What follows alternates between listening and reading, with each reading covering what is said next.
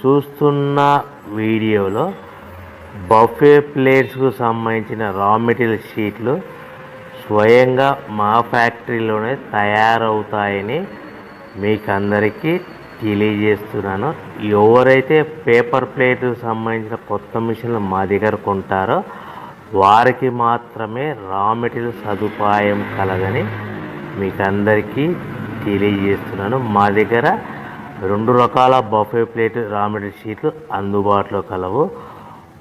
12 ఇంచులు గల బఫే ప్లేట్కి 13x13 గల రా మెటీరియల్ షీట్ అందుబాటులో కలదు.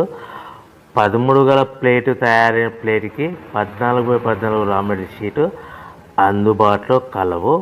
కేవలం 80 GSM మాత్రమే మనకు రా మెటీరియల్ షీట్లు అందుబాటులో కలవని మీకు అందరికీ తెలియజేస్తున్నాను.